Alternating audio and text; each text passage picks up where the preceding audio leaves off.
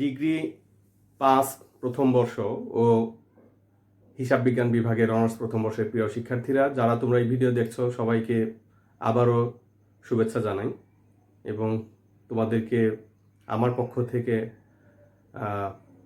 আসলে ধন্যবাদই দিচ্ছি যে যারা তোমরা তবুও দেখো।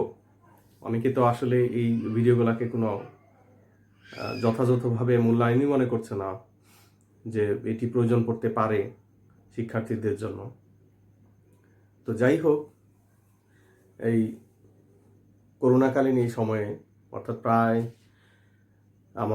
আমরা হিসাব করে দেখলাম যে 13 মাস ধরে আমাদের এই শিক্ষা প্রতিষ্ঠান বন্ধ রয়েছে। এই দীর্ঘ সময়ে তোমাদেরকে যে পরিমাণ ক্ষতি হয়ে গিয়েছে, আসলে অনলাইনের এই ক্লাসগুলো যে তোমরা যে দেখো না, কারণ আমরা ভিউয়ারের সংখ্যা দেখলেই কিন্তু টের পাই যে আমার শ্রেণীকক্ষের শিক্ষার্থীরা দেখছে কি দেখছে না। তো এইটুকু আশা করি যে যারা দেখছো না, হয়তো ভবিষ্যতে রেকর্ড থেকে গেল, সেই সমস্ত রেকর্ডগুলো থেকে অন্তত যখন তোমার প্রয়োজন হবে অন্তত তখন তুমি দেখতে পারবে। অবশ্য অনেকে জানেও না যে কলেজের ওয়েবসাইটে আমাদের এই লেকচারগুলো আবার আপলোড হচ্ছে, তো সেটাও জানে না। তো যাই হোক, যারা তোমরা জানছো, যারা তোমরা দেখছো, তারা আশা করি বাকিদেরকে জানাবা এবং তাদেরকে একটু সচেতন করবা যে বিশ্ববিদ্যালয়ে অর্থাৎ জাতীয় বিশ্ববিদ্যালয়ে যখন এই শিক্ষা কার্যক্রম চালু হবে তখন কিন্তু খুব দ্রুত কিন্তু পরীক্ষা হয়ে যাবে। এই জন্য সবসময় বলি যে তোমরা একটু লেখাপড়ার মধ্যে থাকো, আর তোমাদের এই লেখাপড়ার মধ্যে রাখার জন্যই কিন্তু আমাদের এই ক্ষুদ্র প্রয়াস, আসলে এটা ব্যাপক প্রয়াস না। আমরা যদি পারতাম তাহলে সেবাটা আরও বেশি দেওয়ার চেষ্টা করতাম। তো যাই হোক, আমি কথা না বাড়িয়ে আমি আমার আজকের যে বিষয়ের উপরে লেকচারটি দিব, তোমাদের প্রিন্সিপাল অফ অ্যাকাউন্টিংয়ের এই বই থেকে। যে আমরা এর আগেও এই ক্যাশ কন্ট্রোল থেকে পড়ছিলাম। তো ক্যাশ কন্ট্রোলের মধ্যে তোমাদের খেয়াল আছে কিনা যে একপাক্ষিক ব্যাংক সমন্বয় বিবরণী বা একক জের পদ্ধতির যে অঙ্কগুলো ছিল সেগুলো নিয়ে কিছু আলোচনা করেছিলাম। তো আজকে সেই ধারাবাহিকতায় আজকে দ্বৈত জের বা কারেক্টেড ব্যালেন্স যেটাকে আমরা বলি, বা উভয় জের পদ্ধতিতে বাংলা বলি, দ্বৈত বা উভয় জের পদ্ধতি বা সংশোধিত পদ্ধতি, এই পদ্ধতিতে দেখানোর চেষ্টা করব। এটিকে আমরা বলি কারেক্টেড বা অ্যাডজাস্টেড ব্যালেন্স। তো কারেক্টেড ব্যালেন্স মেথডে বা এই পদ্ধতিতে বা দ্বৈত জের পদ্ধতিতে বা ডাবল ব্যালেন্স বলি, আমরা টু পার্ট বলি অনেক সময়, এটাকে কিভাবে আমরা ব্যাংক সমন্বয় বিবরণী প্রস্তুত করি সেই বিষয়ে মূলত তোমাদেরকে আজকে এই লেকচারটি দিচ্ছি।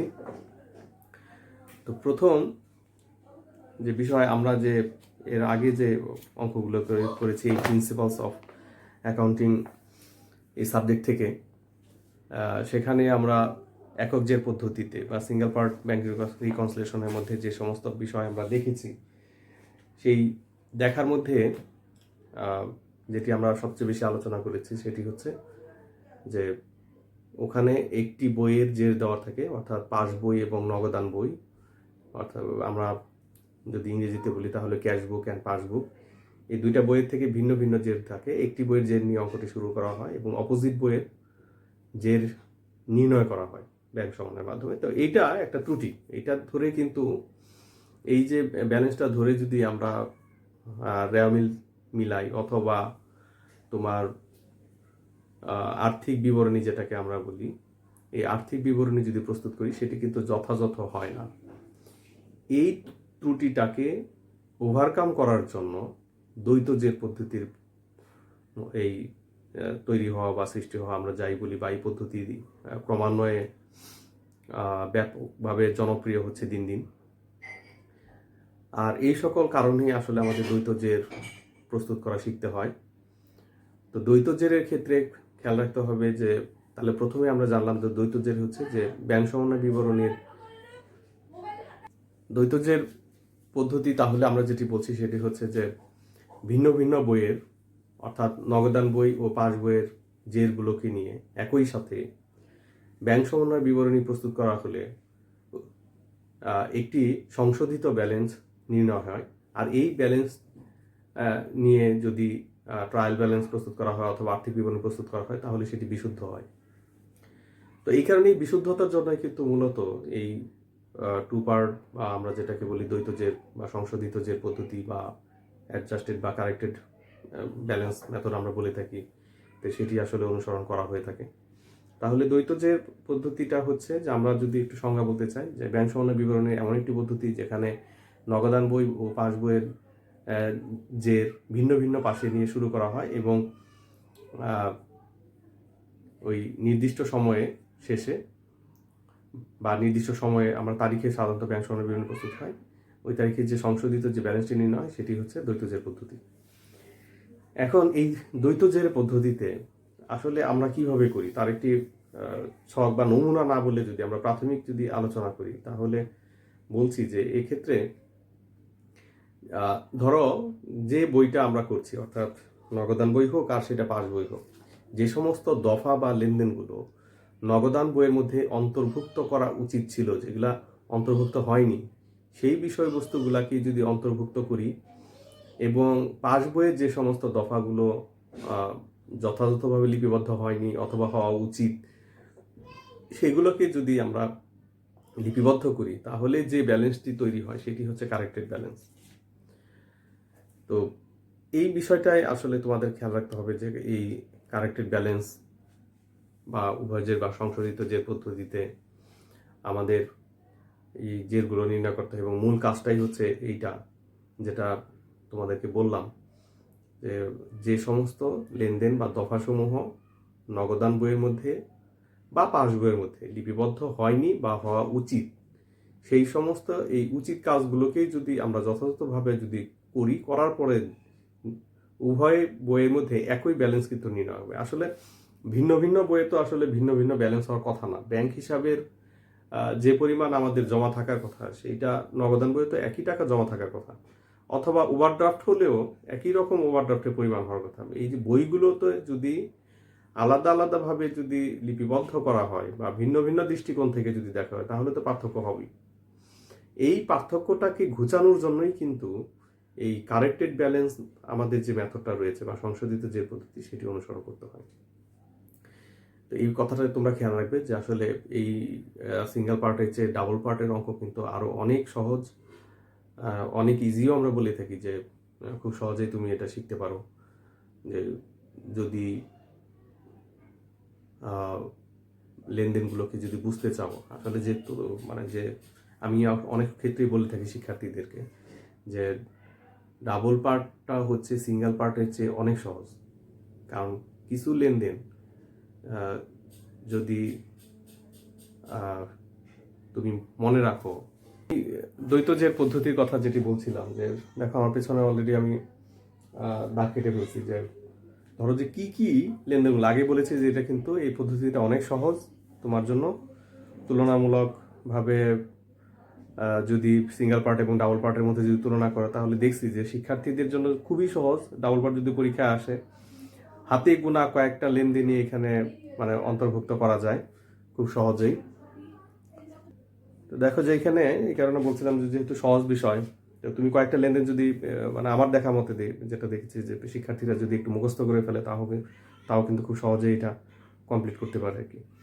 তো আমি মুখস্থের দিকে তোমাদেরকে ওই মানে কি বলে উৎসাহিত করছি না, যে তোমরা যাতে একটু বইটা পড়ো এবং বই পড়ে যাতে লেনদেনগুলোকে লিপিবদ্ধ করো সেইটার জন্যই আসলে আজকের এই লেকচার দেওয়া। তো আমরা ধরো যে কি লেনদেনগুলা অন্তর্ভুক্ত হয়, ধরো আমি এই পাশে আমি দেখার সুবিধার্থে একটু আগাই।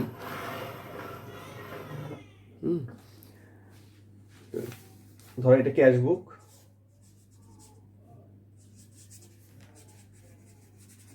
আর এটা হচ্ছে পাসবুক। তো ক্যাশবুক এবং পাসবুকের এই যে কি কি দফাগুলা এখানে অন্তর্ভুক্ত করতে হয় সেটা আমি কয়েকটা জিনিস মানে তোমাদেরকে লিখে দিচ্ছি এখানে, যে খুব বেশি আইটেম না। ধরো পাসবুকের এই পাশে মাত্র 3টা লেনদেন যদি মনে রাখতে পারো তাহলে কিন্তু তোমাদের জন্য মানে খুব সহজ হয়ে যাবে। তো যাই হোক আমি তোমাদের এই অর্থাৎ ক্যাশবুকের পাশে ব্যালেন্স নিয়ে শুরু হলে আমরা কি কি লেনদেন এই দিকে লিখি এবং পাসবুকের পাশে যেসব কি মানে যে সমস্ত দফাগুলো আমরা এই পাশে লিপিবদ্ধ করি সেগুলো এখন তোমাদেরকে লিখে দিচ্ছি বা দেখা। আমরা দেখো যে এই যে পাশটায় পাসবুক লেখা হয়েছে, এই পাশে আসলে ওই লেনদেনগুলোকে আমরা লিপিবদ্ধ করি যে যে সমস্ত দফাসমূহ পাসবইতে লিপিবদ্ধ হয়নি বা ভবিষ্যতে লিপিবদ্ধ করা হবে এমন কারণগুলো আসলে আমরা এই পাশটাতে লিপিবদ্ধ করি। তো এইরকম যে বিষয়বস্তুগুলো রয়েছে তার মধ্যে ধরো যে আমরা আগেই বলেছি প্রথমে কিন্তু তোমাকে ব্যালেন্সটা নিয়ে শুরু করতে হবে, যে ভিন্ন ভিন্ন পাশে ধরো আমি যদি এখন এখানে দেখাই যে এই পাশে একটা টাকার কলাম আছে, আমি আসলে দিতে চাইছিলাম না, তারপরে তোমাদের জন্য একটু দেখানো যে আসলে এইভাবে ঘরটা আমরা কাটবো, যে এটা মানে উভয় পাশে আমরা হয়তো ডিসক্রিপশন লিখি কিন্তু তোমাদের বোঝার জন্য, বা এগুলা যদি টাকার ঘর হয় তাহলে এই পাশে আমরা যেটা লিখি সেটা হচ্ছে যে যে cash deposited but not credited to the passbook, cheque deposited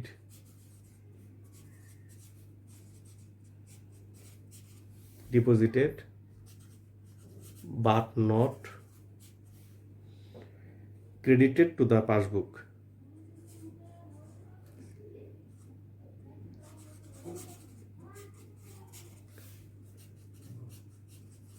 To the passbook. এই একটা লেনদেন, এই লেনদেনটা ধরো আমরা কি বলছি, আমরা বলছি যে চেক জমা দেওয়া হয়েছে কিন্তু এখন পর্যন্ত ব্যাংক কর্তৃক মানে আমাদের হিসাবটাকে ক্রেডিট করা হয় নাই, এরকম কোনো দফা যদি থাকে তাহলে সেটাকে আমরা এই দিকে লেখার চেষ্টা করি আর কি টাকাটা। তো এইটাকে অনেক সময় আমরা এই এই যে অর্থাৎ তুমি একটা চেক জমা দিয়েছো, দেনাদারের কাছ থেকে পেয়েছো, বা তুমি তোমার যার কাছ থেকে টাকা পাও প্রাপ্য হিসাবের কাছ থেকে পেয়েছো, অ্যাকাউন্টস রিসিভেবল আমরা ইংরেজিতে বলি, তো তার কাছ থেকে পেয়েছো এবং তোমার অ্যাকাউন্টে তুমি জমা দিয়েছো, কিন্তু যেদিন আমরা অঙ্কটা করছি সেই দিন পর্যন্ত যদি জমা না হয়ে থাকে কিন্তু এই লেনদেনটা ভবিষ্যতে জমা হওয়ার সম্ভাবনা রয়েছে, এই লেনদেনগুলোকে আমরা এই পাসবুকের পাশে লিখে থাকি। এখন তোমার প্রশ্ন থাকতে পারে যে এটাকে আমি যোগ করব না বিয়োগ করব। এখানে আগেই বলে রাখি যে যদি আমরা ব্যাংক জমা নিয়ে যদি শুরু করি তাহলে অবশ্যই, অর্থাৎ পজিটিভ ব্যালেন্স নিয়ে যদি শুরু করি তাহলে আমরা যোগ করব। ঠিক একই রকমভাবে চেক 2 নাম্বার যদি বলি যে যে সমস্ত চেকগুলো আমরা পরিশোধ করেছি অর্থাৎ পরিশোধের জন্য পাওনাদারকে দিয়েছি, যেগুলো ডেবিট করা হয় নাই, এরকম দফাগুলো এখানে তোমার যদি পজিটিভ ব্যালেন্স নিয়ে শুরু হয় তাহলে বিয়োগ করতে হবে। এটা গেল ধরো 1 নাম্বার। আমি যদি এখন যদি বলি যে 2 নাম্বারটা কি, যে cheque issued cheque, issued cheque but not debited in the passbook, তাহলে এরকম দফাও এই পাশে আসবে। আরেকটা জিনিস আসে সেটা হচ্ছে যদি পাসবুকে যদি কোনো ভুল থাকে, এনি কাইন্ড অফ এরর,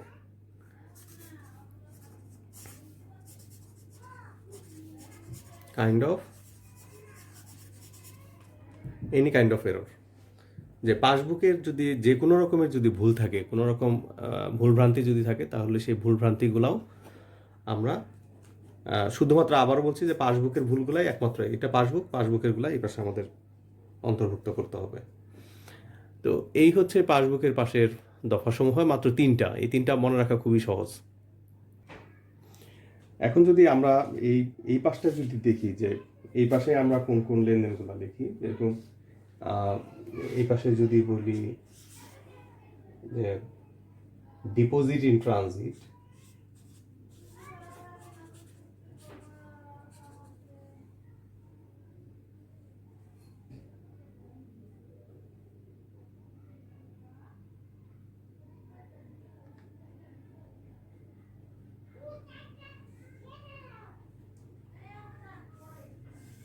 আচ্ছা প্রথমেই যে বিষয়টা একটু বলি যে সেটা হচ্ছে যে যে শুধুমাত্র পাসবইতে ক্রেডিট হয়েছে যদি এরকম কোনো লেনদেন থাকে, অর্থাৎ পাসবুকে জমা হয়ে গেছে কিন্তু আমরা এখন পর্যন্ত নগদান বইয়ে যদি লিপিবদ্ধ হয়ে না থাকে তাহলে সেই সমস্ত লেনদেনগুলো লিখতে হবে। তো এটাকে আমরা বলছি যে items that are credited only passbook, যে সমস্ত দফাসমূহ বা কেজেস যে বা লেনদেনের কথা যদি বলি, items that R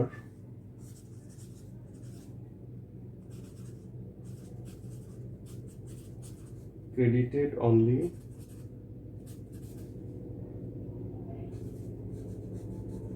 passbook.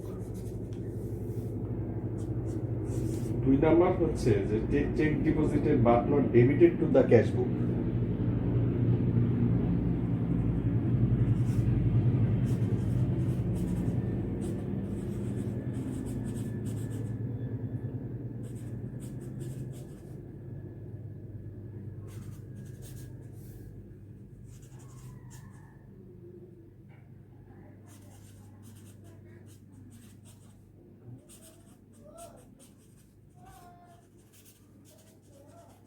Cash book. এরপরে আমরা বলছি যে ডেবিটেড, 3 নাম্বার যদি বলি যে cheque deposited but not debited to the cash book, তো এটা আমরা লিখলামই। এরপরে আমরা বলছি items that are not debited only passbook, শুধু পাসবইতে পরিশোধ হয়েছে এমন এমন যদি কোনো দফা থাকে, এটা আমরা বলছি cheque deposited but not debited to the cash book. আর এটা হলো প্রথমটা কথা বলেছি আমরা যে সমস্ত দফাগুলো কি করেছি, ব্যাংক ক্রেডিট করেছে কিন্তু নগদান বই লিপিবদ্ধ হয়নি সেই লেনদেনগুলো। আর 2 নম্বরে আমরা বলেছি যে জমাকৃত চেক কিন্তু নগদান বইতে লিপিবদ্ধ হয়নি, যদি থাকে তাহলে সেটাও লিপিবদ্ধ করতে হবে। তারপরে আমরা 3 নম্বর বলছি শুধু পাস বইতে ডেবিট করা হয়েছে এমন কারণগুলো, যদি এমন কোনো দফা থাকে যে পাস বইতে ক্রেডিটেড হয়েছে, যে পাস বইতে ডেবিটেড হয়েছে, ডেবিটেড অনলি পাসবুক,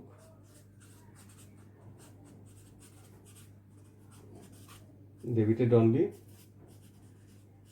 পাসবুক। ধরো এটা একটা, এটা আরেকটা এবং এটা আরেকটা। ধরো 4 নম্বরে যদি বলি যে নগদান বইতে যদি কোনো ভুল ভ্রান্তি থাকে, ধরো এটার মতো any kind of error, any kind of error, ধরো এর চেয়ে আর বেশি কিছু আর লেখা নাই। যে এনি কাইন্ড অফ এরর হচ্ছে যে আমরা বলেছি যে যদি ক্যাশ বুকে যদি কোনো ভুল থাকে তাহলে সেই সমস্ত দফাগুলো সংশোধন করতে হবে ক্যাশ বুকের পাশে। তো পাসবুকের পাশে যে সমস্ত দফাগুলো এই যে ভুলভ্রান্তি যদি থাকে তাহলে পাসবুকের মতন এই ক্যাশ বুকের ভুলগুলো মানে সংশোধন করতে হবে, যে বই ভুল করবে সেই বই সংশোধন করতে হবে। তাহলে এই কারণে আমরা বলছি যে এই পাশে যেরকম আউটস্ট্যান্ডিং চেক এবং ডিপোজিট ইন ট্রানজিট একই রকমভাবে পাস বইয়ের যে সমস্ত দফাগুলো সংগঠিত হয়েছে কিন্তু নগদান বইয়ের লিপিবদ্ধ হয়নি সেগুলো নগদান বইয়ের পাশে, এবং নগদান বইয়ের ভুল নগদান বইয়ে সংশোধন করবে, পাস বইয়ের কোনো ভুল পাস বইয়ে সংশোধন করবে। তো যাই হোক, আজকে শুধুমাত্র এই কিছু নিয়মকানুন নিয়ে কথা বললাম, যে পরবর্তী সময়ে আমি তোমাদেরকে অঙ্ক দেখানোর চেষ্টা করবো। এই ফাঁকে তোমরা একটু নিয়মগুলো আবার একটু দেখে নেবে, আমি যেগুলা এখানে লিখেছি তোমাদের বইগুলো খুললেও এই কথাবার্তাগুলো পাবে। তো পরবর্তী লেকচার দেওয়ার আগ পর্যন্ত আশা করি সবাই তোমরা ভালো থাকবে, সুস্থ থাকবে। আজকে তোমাদের কাছ থেকে বিদায় নিচ্ছি। আল্লাহ হাফেজ।